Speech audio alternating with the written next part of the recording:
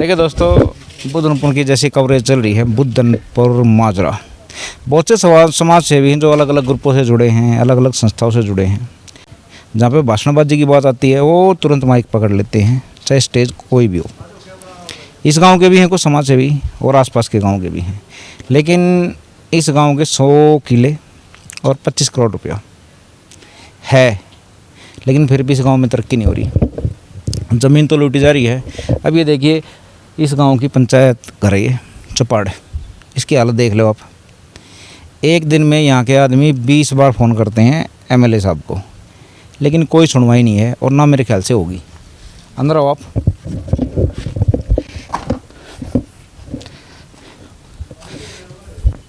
गुरुजी आप आओ। आप आइयो।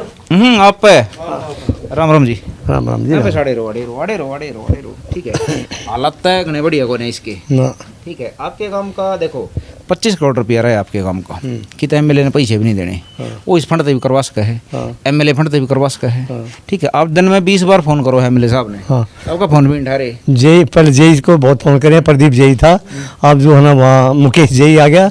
अब आज भी फ़ोन किया है, हर रोज़ फ़ोन करते उसके पास जाते हैं और कई बार हमने चिट्ठी दे दी, लेकिन आज तक ये कोई कार्रवाई नहीं हो रही है। अरे भाई नंबरदार है ये कोई इसके नीचे कोई दब के मर गया ना टूट के, तो मैंने तो चिट्ठी वहाँ भी लगा रखी है, एसडीएम ऑफिस में भी, जो जनता दरबार लगता है उसमें भी चिट्ठी लगाई, वहाँ से भी आई है, लेकिन यहाँ इस चौपाड़ की कोई सुनवाई नहीं हो रही है।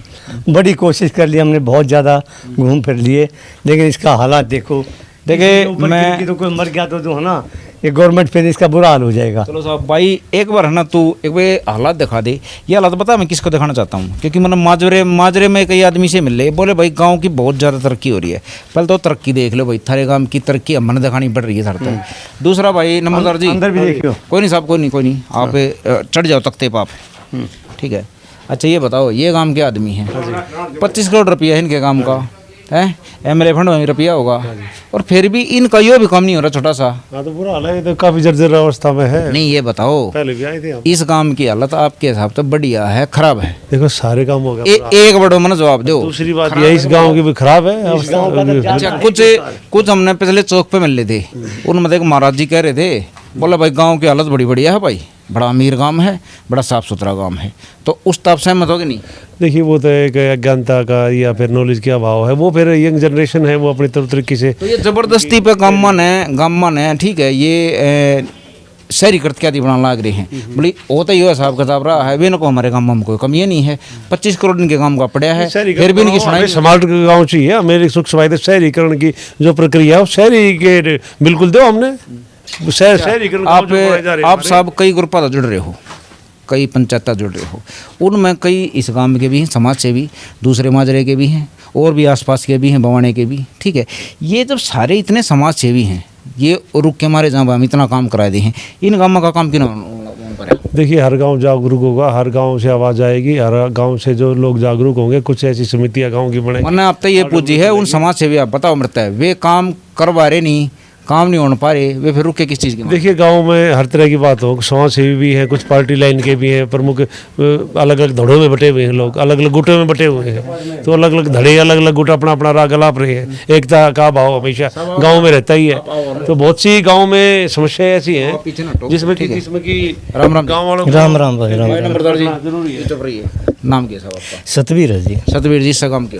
हाँ जी। मैं 2-3 चीज़ बताऊंगा आपको।